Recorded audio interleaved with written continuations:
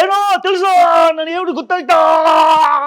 அதனால அந்த பையன் வந்து கேட்பான், எங்க அப்பா இங்க தான் மறைந்தாரா, எதனால மறைந்தாரு, என்ன ஆச்சுன்றப்போ ஒரு கதை சொல்ல ஆரம்பிப்பாரு. அப்படியே கதை போதுங்க. பாகுபலி எப்படி அந்த அளவுக்கு பிரம்மாண்டமா நமக்கு தெரிஞ்சுதோ, அதே மாதிரி நம்ம ரிஷப் ஷெட்டி வந்து ஒன் மேன் ஆர்மி பாகுபலி மாரி ஒரு இந்த படத்த ஃபர்ஸ்ட் ஆஃப் கொண்டு வந்தாரு. மலைவாழ் மக்கள் எப்படி இந்த ராஜாக்களோட அடிமைத்தனத்துல இருந்து மீண்டாங்க. இந்த கிரிப்புலலாம் வச்சு செய்வினை பண்ற இந்த மேஜிக் பிளாக் மேஜிக் பண்ற ஒரு கும்பல் இருக்கும். ஒரு காட்டு வாச்சுங்க.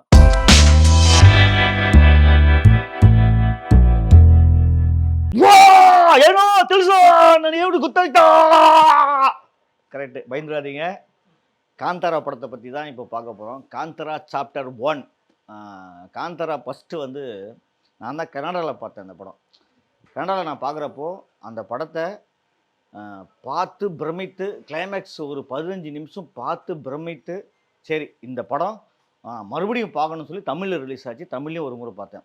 நான் சமீபத்தில் 2 முறை பார்த்த படம் காந்தாரா. அதுக்கப்புறம் எந்த படமும் நான் 2 முறை பார்த்ததில்ல. ஆனால் அந்த காந்தாரா மேலே எனக்கு ஒரு பயங்கரமான ஈர்ப்பு. ஏன்னா Rishabh Shetty one man army மாதிரி மனுஷன், அவரே டைரக்ஷன், அவரே நடிப்பு, ஃபுல் எஃபெக்ட் அவரே போட்டு பண்ணதுனால அந்த உழைப்புக்கு கிடைத்த மிகப்பெரிய மரியாதை தான் அந்த காந்தாரா 1 கிடைச்சிது. ஏன்னா பிரதமர் வழியும் போயிட்டார் மனுஷன். அடுத்தது காந்தாரா 2, காந்தாரா 1 சாப்டர் அப்படின்னோடனே சரி ஓகே தலைவன் வந்து இறங்கி தான் வேலை செஞ்சுருப்பார் அப்படின்னு நினச்சி தான் நாங்களும் போனோம். ஆனால் மனுஷன் மிரட்டி விட்டாருங்க. எடுத்த உடனே ஃபஸ்ட்டு ஆரம்பம், எங்கள் அப்பா இங்கே தான் மறைந்தாரா அப்படின்னு அந்த பையன் கேட்குறான். ஏன்னா அது காந்தாராவில் ரிஷப் ஷெட்டி கடைசியில் மாயமாக மறைந்துருவார், கடவுள்கிட்ட போய் சேர்ந்துருவார். அதனால் அந்த பையன் வந்து கேட்பான், எங்கள் அப்பா இங்கே தான் மறைந்தாரா, எதனால் மறைந்தாரு, என்ன ஆச்சுன்றப்போ ஒரு கதை சொல்ல ஆரம்பிப்பார். அப்படியே கதை போதுங்க. நம்ம இந்த குறுநில மன்னர்கள் ராஜா காலத்துக்கு போயிடுச்சு. அந்த ராஜா காலத்திலே நம்மளும் வாழ்கிற மாதிரியே ஒரு ஃபீலிங் ஃபஸ்ட்டில் பார்க்குறப்போ, அப்படியே நம்ம ரிஷப் ஷெட்டி ஒரு மலைவாழ் மக்களுடைய ஒரு தலைவன். அதுக்கப்புறம் இந்த அந்த அந்த குறுநில மன்னர் ராஜாங்களும் இந்த மலைவாழ் மக்களுக்குள்ள அந்த பாண்டிங் இவங்களுக்குள்ள உள்ளவே சேர்க்கக்கூடாது. இவங்கெல்லாம் அடிமைத்தனமாக வச்சுருக்கிறானுங்க. பல பேர் எப்படி சொல்கிறது, நம்ம நிறைய இங்கிலீஷ் படத்தில் பார்த்துருப்போம். ஆளுங்களை விற்பாங்க, பெண்களை விற்பாங்க. அவங்க ஒரு பொருளை கொடுத்துட்டு பண்ட மாற்ற முறையில் வந்து பார்த்திங்கன்னா ஒரு பொருளை கொடுத்துட்டு ஒரு பொருள் வாங்குவாங்க. வெளிநாட்டிலேருந்து வந்தவங்க எல்லாருமே பார்த்திங்கன்னா இங்கே மிளகு, இங்கே எப்படி சொல்கிறது, நம்ம அவங்கக்கிட்ட கிடைக்காத ஒரு மிகப்பெரிய தான் மிளகு, இஞ்சி, நம்ம தானியங்கள் தான் எதுவுமே அங்கே ஃபாரினில் கிடையாது. அதனால் அங்கே வாங்க வந்தவங்க தான் நாளைக்கு நம்ம ஆட்சியை நம்ம நாட்டையே பிடிச்சாங்க. அந்த மாதிரி ஆரம்பத்தில் இந்த குறுநில மன்னர்கள்லாம் எப்படியெல்லாம் பிஸ்னஸ் பண்ணாங்க, இந்த குறுநில மன்னர்களுக்கும் இந்த மலைவாழ் மக்களுக்கெல்லாம் எவ்வளோ பிரச்சனை, அவங்களெல்லாம் எப்படி அடிமைத்தனமாக வச்சுருந்தாங்க, அந்த அடிமைத்தனத்தில் இருந்து அந்த கடவுள் பக்தி அவங்களுக்கு எவ்வளோ இருந்தது. இவனுங்களும் சிவனை விரும்புவாங்க, இவங்களும் சிவனை விரும்புவாங்க. ஆனால் யாருக்கு கடவுள் அதிகமான பவர் கொடுத்தாருன்னு பார்த்தீங்கன்னா அவங்களுக்கு தான் கொடுத்துருப்பாரு. ஏன்னா இவங்கெல்லாம் இப்போ இன்றைக்குள்ள நம்ம பெரிய பெரிய கோயிலெலாம் வந்து பார்த்திங்கன்னா அந்த காலத்தில் கட்டின கோயிலெல்லாம் எப்படிலாம் கட்டியிருப்பாங்க பாவம். இவங்களெல்லாம் எப்படிலாம் அடிமைத்தனமாக பண்ணி அந்த கல் தூண்லாம் தூக்க வச்சு அதெல்லாம் வந்து அவ்வளோ அற்புதமாக ஃபஸ்ட் ஆஃப் பார்க்குறப்ப நமக்கு வந்து மிரண்டு எப்படி சொல்ல பாகுபலி அளவுக்கு நமக்கு ஃபஸ்ட் ஆஃப் கொண்டு வந்தாருன்னா அது உண்மையிலே அதை ஏற்றுக்கணும். ஏன்னா பாகுபலி எப்படி அந்த அளவுக்கு பிரம்மாண்டமாக நமக்கு தெரிஞ்சுதோ அதே மாதிரி நம்ம ரிஷப் ஷெட்டி வந்து ஒன் மேன் ஆர்மி பாகுபலி மாதிரி ஒரு இந்த படத்தை ஃபஸ்ட் ஆஃப் கொண்டு வந்தார். அவர் ஆரம்பம் அந்த ஃபைட் இருக்குது பார்த்தீங்களா, அவர் வர கொஞ்சம் லேட் ஆகிடும். ஃபஸ்ட்டு அவங்களாம் பயங்கரமான ஃபைட் இருக்கும். கடைசியில் ஐயோ நான் லேட்டாக வந்துட்டுன்னு சொல்லி அவர் அறிமுகமாகிற காட்சியில் வேறு லெவல். அதுக்கப்புறம் ஒரு செகண்ட் ஃபைட் ஒன்று வருங்க. ஐயோ மனசை ஓடி ஓடி ஒதுக்கிதாகட்டும் 10 நிமிஷம் அந்த ஃபைட் வரும். அந்த 10 நிமிஷம் பார்த்தீங்கன்னா நம்ம கண் இமைக்க கூட முடியாது. அந்த அளவுக்கு விறுவிறுப்பாகவும் பயங்கர ஆக்ஷன் த்ரில்லராக இருந்தது அந்த ஃபைட்டு. அதுக்கப்புறம் அந்த தேரில் ஒரு ஃபைட் வரும் பாருங்கள், அதுவும் வேறு லெவலு. தேர் ஓடிட்டு வரப்போ அவர் ஓடி வந்து கயிறில் சுற்றுறதாகட்டும் அதெல்லாம் வேறு லெவல். ரொம்ப ஃபைட் 3-4 ஃபைட்டுங்க. அந்த ஃபைட் எல்லாமே வேறு லெவல். கிளைமேக்ஸ் காட்சி பார்த்திங்கன்னா அவர் அப்படியே சிவனாக மாறி அப்படியே அதுக்கப்புறம் வந்து ஏய் நான் வந்து பெண் என்னை வந்து யாரும் தொட முடியாது ருக்மணி வசந்தா சொல்கிறப்போ நான் ஏற்றுமா என் தங்கச்சி வருவாடான்னு சொல்லிட்டு திருப்பி அவர் பெண் உருவம் மாறி அவர் பண்ணுற கிளைமேக்ஸ் காட்சி இது வரையும் படம் வந்து பர்ஃபெக்டாக முடியுது. படத்துக்கு உண்மையிலே வந்து இந்த கதை தான் சொல்லிட்டேனே, கதை ஒன்றுமே இல்லை. இது சாதாரண ஒரு மலைவாழ் மக்கள் எப்படி இந்த ராஜாக்களோட அடிமைத்தனத்தில் இருந்து மீண்டாங்க, அடிமைத்தன வாழ்க்கையை அவங்க கூட எதிர்த்து எப்படி போராடினாங்கன்றது தான் அந்த படம். அதே மாதிரி பாகுபலி வர மாதிரி ஒரு பயங்கரமான ஒரு ஃபைட் இருக்குது, கிளைமேக்ஸ் ஃபைட்டு. ஆனால் பாகுபலி அளவுக்கு இல்லை. பாகுபலியோட மொக்கையாக ரொம்ப ரொம்ப சுமாராக கேவலமாக இருந்தது. அந்த ஃபைட் வைக்காமல் கூட இருந்திருக்கலாம். அந்த படத்துக்கு இது மிகப்பெரிய மைனஸு.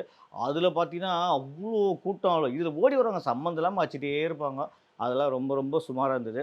கிளைமேக்ஸில் வந்து பார்த்திங்கன்னா இவரே சிவன் அப்படின்றப்ப நமக்குலாம் சத்தியமாக ஏற்ற முடியல. பக்குன்னு ஆகி போச்சு.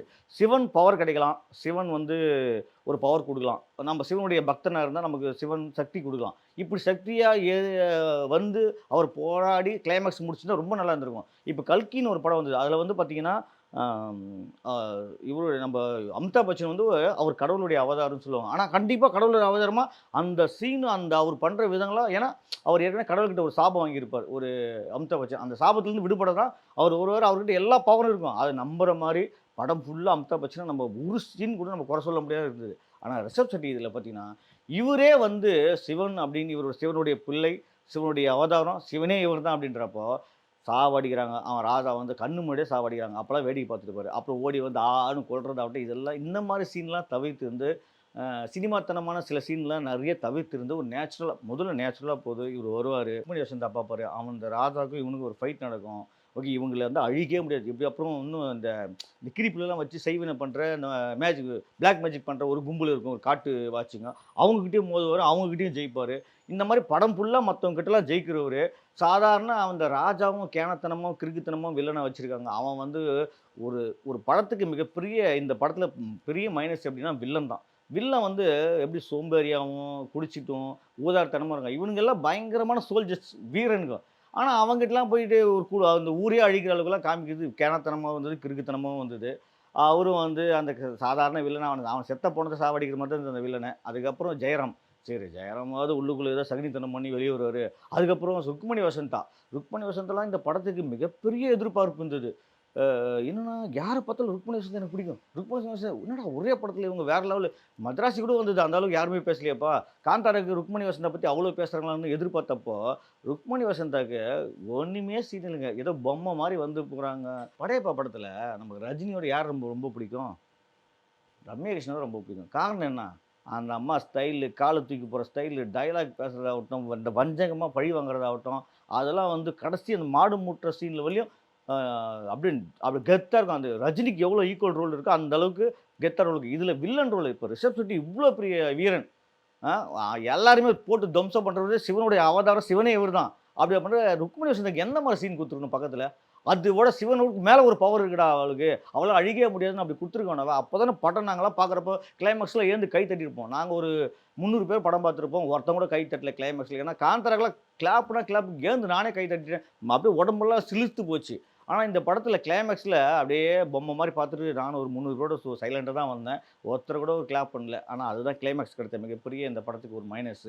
ருக்மணி வசந்தாவையும், ஜெயராமையும் அந்த ராஜாவா வர அந்த ராஜாவையும் வில்லத்தனத்துல வேற லெவல். ரிஷப் செட்டியோட கடவுளோட பெரிய சக்தி இருக்கு. கடவுளுக்கு மேல இவங்கள அடக்கவே முடியாதுன்றப்ப, இந்த கடவுள் வேற மாரி அவதாரம் எடுத்து இவங்கள கொன்னுருந்தாருன்னா, இந்த படம் வந்து 1000 கோடி வசூல் தொட்டிருக்கும்.